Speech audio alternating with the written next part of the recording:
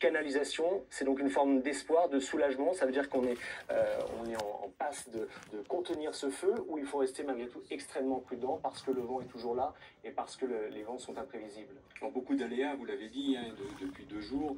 Le vent, la température, la chaleur, l'hygrométrie, des facteurs qui sont changeants et qui forcément changent la donne. Et au-delà du travail même des sapeurs-pompiers, on voit qu'il y a une véritable mise en place d'une stratégie qui est gérée certes sur le terrain avec des PC opérationnels, mais également au centre opérationnel de défense de la préfecture et plus haut au niveau de l'État et l'interministériel avec le COGIC, le centre d'opération et de gestion interministérielle des crises. Donc il y a vraiment des stratégies à mettre en place et puis une direction du renseignement, de l'information au temps réel et l'engagement des secours. Vous l'avez vu, le sous-préfet vient de le rappeler. Nous avons une chaîne d'intervention qui est polyvalente, j'ai envie de dire, puisque vous avez des sapeurs-pompiers. Et je salue là ce soir ce travail-là. J'ai été certes pompier de Paris pendant 25 ans, mais je veux rappeler qu'il y a quand même 80% des sapeurs-pompiers qui sont volontaires en France et qui sont là, qui sont à combattre cet incendie qui est en effet malheureusement cet incendie du siècle en France, et qu'ils sont épaulés par des forces de gendarmerie, par des forces aussi militaires qui viennent d'intervenir avec les brigades d'intervention et les régiments de la sécurité civile. Donc c'est un ensemble de moyens qui doit faire face à une situation qui est hors norme, et c'est aussi la prise de décision en zone d'incertitude. On l'évoque souvent, l'anticipation c'est quelque chose de prépondérant dans la gestion des crises et dans la lutte notamment de ces sinistres importants. Il va falloir rester bien sûr très vigilant. Nous n'avons pas la main sur la météo, nous n'avons pas la main sur le vent et sur l'humidité et la chaleur. Donc être vigilant et conduire pied à pied cette stratégie d'attaque. Et le sous-préfet de Narbonne nous le disait à l'instant, d'importants moyens qui restent mobilisés, près de 2000 pompiers, des Canadair, des Dash. On va vous retrouver, Pierre Barbin, vous êtes à Talleyrand, et toute la journée vous avez pu assister à ce balai aérien notamment pour tenter de contenir des reprises de feu incessantes. Oui, parce que justement ces reprises ont été nombreuses partout ici, notamment autour de la commune de Saint-Laurent, tout au long de la journée. Plusieurs facteurs expliquent ces reprises, vous en avez parlé. Il a fait quand même malgré tout très chaud ici aujourd'hui, plus de 30 degrés, et surtout le vent s'est levé à la mi-journée aux alentours de 13 heures avec des rafales allant jusqu'à 40 km/h par moment. Ça continue encore, le vent est toujours là, mais la température continue à baisser. Malgré tout, il y a aussi une végétation très sèche, raison pour laquelle notamment cet incendie a parcouru 16 000 hectares de végétation. On l'a entendu il y a quelques minutes, il continue de progresser, mais à une vitesse très lente, bien loin de ce que l'on a pu connaître lors des 48 dernières heures. Mais c'est vrai que le travail des pompiers au sol et surtout et aussi dans les airs a permis de maîtriser rapidement ces reprises d'incendie. Les Canadair sont passés tout au long de la journée. Au plus fort de la journée, il y a eu 8 Canadair de manière simultanée qui ont travaillé ici dans ce département de l'Aude, sans oublier le travail des Dash qui ont propulsé du retardant sur la végétation pour tenter que cet incendie ne progresse pas à de la végétation qui n'avait pas encore été touchée par ces flammes. Il y a aussi eu le travail important des hélicoptères bombardiers d'eau qui ont pu effectuer des largages très tactiques là où le feu était très puissant, là où il y avait des flammes assez impressionnante de plusieurs mètres de haut parfois. Et c'est vrai qu'il faut dire aussi que les hélicoptères bombardiers d'eau ont un travail important parce qu'ils peuvent larguer justement, je le disais, de manière tactique, et ils peuvent recharger assez vite parce qu'ils peuvent aller chercher de l'eau dans des étangs ou dans des lacs, ce que ne peuvent pas parfois faire ces Canadair. Il y a donc eu un travail important au cours de ces dernières heures, mais il va y avoir encore du travail, notamment pour les hommes au sol qui vont travailler ici encore toute la nuit dans le département de l'Aude. Merci Pierre Barbin et Vincent Berthézen sur place pour BFM TV. On entendait tout à l'heure le sous-préfet de Narbonne, Laura, qui expliquait que l'objectif c'est évidemment de fixer le feu. Qu'est-ce qu'on entend précisément, techniquement, par fixer un feu? Oui, tout à fait. C'est le premier objectif des pompiers. Quand un incendie est fixé concrètement, ça veut dire que le front ne progresse plus. Alors pour l'heure, vous le disiez, on a entendu le sous-préfet, la progression est contenue mais pas encore stable. Attention, néanmoins, quand le feu est fixé, les flammes peuvent rester intenses et l'incendie peut rester actif sur les flancs. C'est justement la deuxième étape, celle de la maîtrise. Les flammes sont donc sous contrôle et on maîtrise donc les flancs. Ensuite, il y a une autre étape, le feu est circonscrit, ça veut dire que le feu est tout simplement cerné par les pompiers. Ensuite, les pompiers doivent noyer les derniers points chauds pour éviter toute reprise des flammes.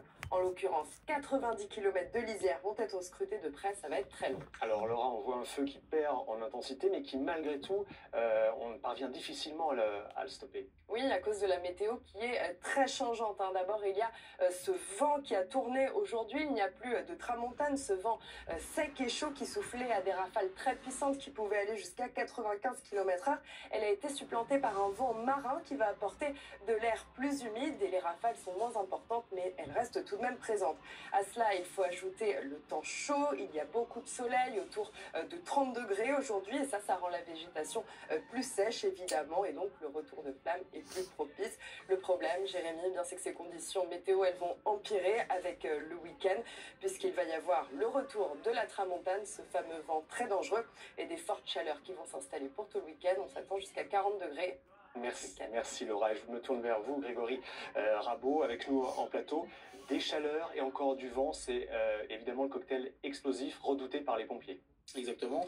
En plus, ça, nous avons un relief un peu particulier avec une sorte de montagne. Donc le vent va passer au milieu et la problématique, c'est que par effet d'aspiration, on va augmenter cette vitesse et du coup, la propagation va être beaucoup plus rapide. Alors, on va peut-être écouter le Premier ministre François Bayrou qui s'est exprimé aujourd'hui. Il était en déplacement du côté de la Charente et il a évoqué, Mathieu Coache, la prochaine reconnaissance d'un état de catastrophe naturelle. On va l'écouter et on en parle juste après. Puis, il faut apporter de l'aide aux sinistrés, de l'aide à ceux qui sont des victimes, de vérifier avec les assurances ce qui se passe, de déclarer la catastrophe naturelle, enfin tout ce qui est de la responsabilité d'un gouvernement quand il a à faire face à un drame de cet ordre qui est probablement l'incendie le plus important depuis un demi-siècle. Mathieu Coache, c'est évidemment ce qu'attendent tous les sinistrés de l'Aude ce soir. Oui, d'ailleurs, le Premier ministre dit il faut reconnaître l'état de catastrophe naturelle. Ben, c'est l'État qui doit le faire, justement. Donc, enfin, en quelque sorte, c'est à lui de le faire. Donc, on imagine que s'il dit ça ce soir, c'est qu'il a prévu de le faire dans les jours qui viennent. Ce sera important, effectivement, pour débloquer des remboursements pour les personnes qui sont assurées, pour voilà, en tout cas aller plus vite. D'ailleurs, on rappelle que le gouvernement conseille aussi à toutes les personnes qui sont concernées par ces sinistres d'appeler leur assurance dès que possible, de prendre le maximum de photos, de vidéos, parce que c'est ce qui permettra ensuite d'être indemnisé. Puis le Premier ministre, il dit autre chose, il parle beaucoup du dérèglement climatique. Il dit la situation climatique exige que l'on change notre mode de vie. L'essentiel de notre responsabilité, ce n'est pas seulement de s'occuper du passé, c'est aussi de s'occuper de l'avenir. Donc il pointe le rôle du dérèglement climatique dans ces catastrophes naturelles.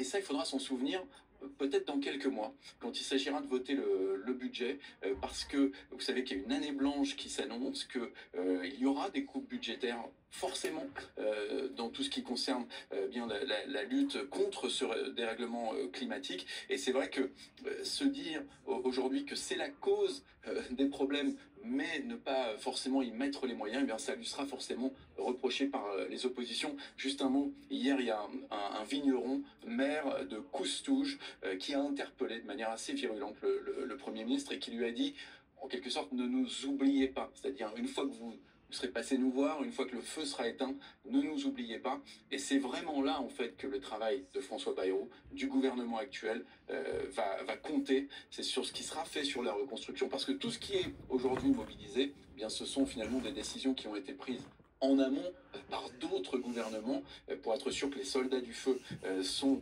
là, et ils sont là d'ailleurs, ces 2000 pompiers depuis 2 jours, mais le vrai travail pour François Bayrou, il commence après. C'est vrai, Laurent Vibert, on entend beaucoup depuis 3 jours dire il faut repenser l'aménagement du territoire, c'est une nouvelle donne climatique à laquelle on va devoir s'adapter, et pourtant on a le sentiment qu'on est peut-être encore sur des schémas ou des logiciels anciens et qu'on prend la mesure un peu stupéfait de voir ces feux impressionnants impressionnants et qui sont chaque année plus violents. Il y a un manque de prise de conscience selon vous?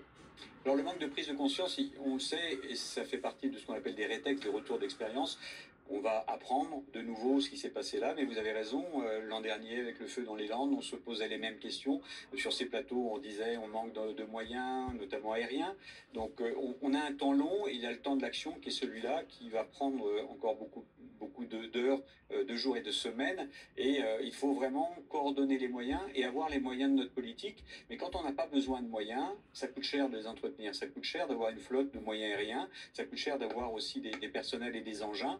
Mais on se rend compte qu'on en a besoin et en effet cette mutation climatique va nous obliger à avoir de plus en plus de moyens. Donc il y a un choix en effet budgétaire à mettre en place qui peut toucher certes les corps de sapeurs-pompiers, mais c'est aussi l'engagement, j'allais dire, de l'ensemble du citoyen. Je rappelle que c'est une loi de 2004 qui existe sur la loi sur la sécurité civile. Chaque citoyen est aussi le premier maillon de la chaîne des secours. On a trop tendance, je trouve encore en France, à tout mettre sur le dos de l'État et à se dire l'État doit tout faire. Il y a vraiment une coordination complète à faire. Et puis la pédagogie, on le sait, il y a encore, on l'a vu, mon collègue en reparlera tout à l'heure, mais des feux qui ont pris parce que des gouttières n'étaient pas nettoyées avec des épines de pin à l'intérieur qui ont permis de propager le feu. Donc il faut que tout le monde soit vigilant et peut-être aussi qu'on fasse moins d'épicerie, pardonnez-moi l'expression, mais c'est-à-dire qu'on mette très rapidement un effet coup de poing pour mettre le maximum d'engins, de moyens, et qu'on n'attende pas 3, 4, 5 jours à voir un régiment de la sécurité civile arriver, des avions de l'Europe, qu'on fasse le maximum le plus tôt possible pour essayer d'avoir cet effet coup de poing. Alors justement, sur l'origine de ces feux, on s'interroge. Maxime Cliaouza nous a rejoint du service police-justice. Bonsoir Maxime. 2 enquêtes ont été ouvertes. Est-ce que ça a avancé? Est-ce qu'on y voit un peu plus clair sur les raisons de ce qu'on vit depuis 3 jours maintenant? Ce que l'on sait, c'est d'ailleurs le ministre François-Noël Buffet qui l'a expliqué sur notre plateau ce matin, c'est qu'on connaît l'origine du foyer de l'incendie. Autrement dit, on sait d'où est parti ce feu. Ce que l'on peut vous dire ce soir, eh bien, c'est qu'il est parti sur la route départementale 212, qui est une route qui longe la commune de Ribotte, d'où a démarré cet incendie. Désormais, il va falloir tenter de déterminer si ce feu est d'origine humaine ou non, et surtout s'il est d'origine volontaire ou accidentelle. Pour cela, une enquête judiciaire a été ouverte par le parquet de Narbonne. C'est une enquête en recherche des causes et circonstances de l'incendie, autrement dit des enquêteurs de la gendarmerie, des pompiers, de l'Office français de la biodiversité se sont rendus sur le terrain pour tenter d'analyser ce qu'ils trouvaient.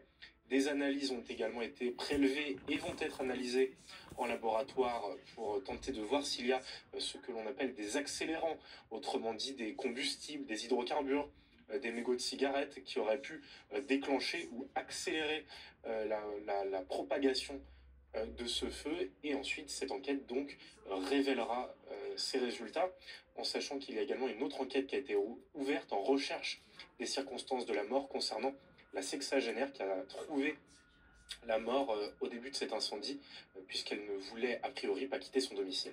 Grégory Rabault, là-dessus on a des progrès à faire. Est-ce qu'il faut plus de prévention et expliquer aux gens qui prennent conscience de la gravité d'un jet de mégot par exemple? Est-ce qu'il faut plus de répression?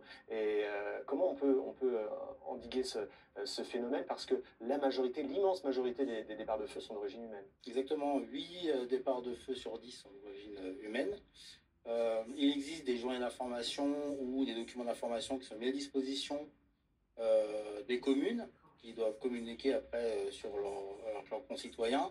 Je pense qu'il y a aussi un travail au niveau du tourisme parce qu'on a beaucoup d'étrangers qui viennent. On s'aperçoit qu'il y a beaucoup de supports de communication qui ne sont pas dans toutes les langues.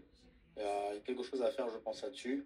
Et surtout, bien communiquer sur les campings, bords de plage et autres. Justement à ces personnes étrangères. En effet, oui, il y a encore un peu de travail là-dessus de prévention. Oui, un mot, parce que vous évoquiez la coopération européenne. C'est vrai qu'on s'est posé la question, pourquoi ne pas faire appel aux pompiers espagnols, portugais, et un système très efficace au sein de l'Union européenne d'entraide contre ces feux de forêt?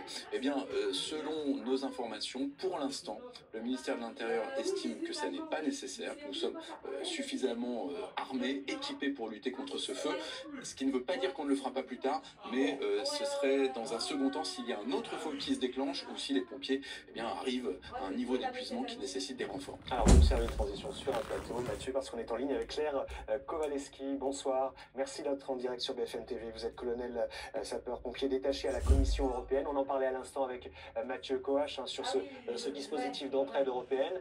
À cette heure, la France a-t-elle formulé auprès des instances européennes une demande d'assistance auprès de ses partenaires? Oui, souvent les gens. Maintenant, je vous confirme en effet que pour l'instant, la France n'a pas sollicité de renfort, mais que l'Europe est malgré tout déjà présente, j'ai envie de dire, sur ces opérations, par des moyens de financement ou de support opérationnel, avec des sapeurs-pompiers allemands qui sont repositionnés en France, qui sont plutôt sur le secteur de la Gironde. Donc l'Europe est malgré tout déjà là pour la saison feu de forêt. On sait combien de personnes ça représente, cette aide européenne qui ne date pas donc, de ces 3 jours depuis le départ du feu dans l'autre. Combien de matériel? Est-ce que vous pouvez nous donner une idée de ces renforts européens? Alors en fait, c'est un dispositif qui couvre plusieurs pays, et dont les pays à risque, tels que la France. Donc ce sont environ 190 sapeurs-pompiers qui vont venir de 5 pays différents, qui vont être positionnés tout au long de l'été dans les différentes régions à risque. Vous avez déjà des sapeurs-pompiers roumains qui sont intervenus il y a quelques semaines, quand il y a eu les premiers feux dans le département de l'Aude. Vous avez eu des sapeurs-pompiers italiens qui ont prêté main forte à des collègues varois. Donc vous voyez, c'est un dispositif dont bénéficie la France depuis le début de cet été. Et qu'elle peut activer à n'importe quel moment si elle considère que il est nécessaire, si jamais il y avait d'autres feux qui se déclaraient d'une importance similaire dans d'autres régions de France. Alors, ce dispositif, ils sont déjà à disposition, ces sapeurs-pompiers dont je vous parle sont déjà à disposition de la France, et donc on peut les déployer comme elle le souhaite. Et évidemment, si la France à un moment décide qu'elle a besoin de ressources additionnelles, que ce soit en moyen aérien ou que ce soit en sapeurs-pompiers, elle fait ce qu'on appelle une activation du mécanisme européen de protection civile.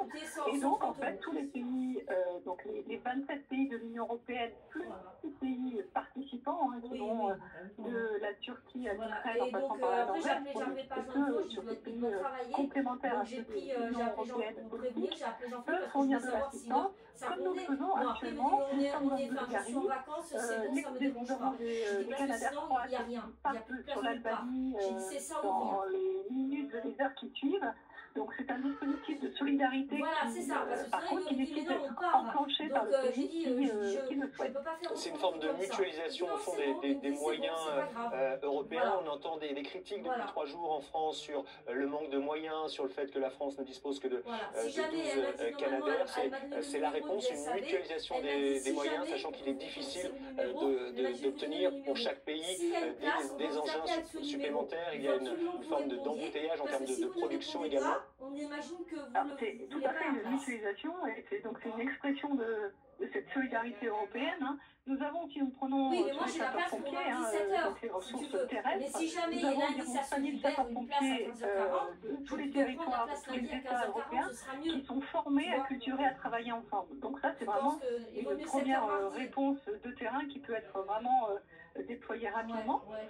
Mais alors sur les moyens aériens, en effet, le point de prise de conscience de ce changement d'évolution, du changement des feux et tout ça à l'Union européenne, c'est vraiment produit en 2017.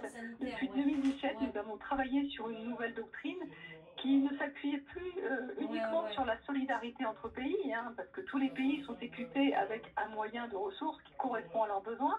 Mais justement, l'Union européenne finance, a réussi à dégager les crédits pour financer une flotte aérienne supranationale, donc une flotte européenne composée de 12 Canadair et de 5 hélicoptères de type moyenne capacité, de plus de 3000 litres, donc déjà de beaux hélicoptères. Et la France va bénéficier de ces 2 avions. La France a d'ailleurs passé déjà une première commande de Canadair financée à 100% par l'Union européenne. Donc voilà, nous aidons aussi les pays à justement à pouvoir renforcer leur flotte, renforcer leurs ressources, et puis justement continuer à pouvoir contribuer à cet échange de moyens et de l'utilisation des ressources qui nous fait faire. Merci Claire Kowaleski d'avoir été en direct ce soir dans cette édition spéciale. On est en ligne avec Hervé Barraud, vice-président du conseil départemental de l'Aude. Bonsoir. Je voulais avoir votre état d'esprit ce soir. On entendait au début de cette heure le sous-préfet de Narbonne qui parlait d'un feu non pas encore fixé mais en voie de canalisation. Est-ce que c'est du soulagement, une forme d'espoir que vous ressentez ce soir ou malgré tout une forte inquiétude tant que le feu n'est pas officiellement fixé?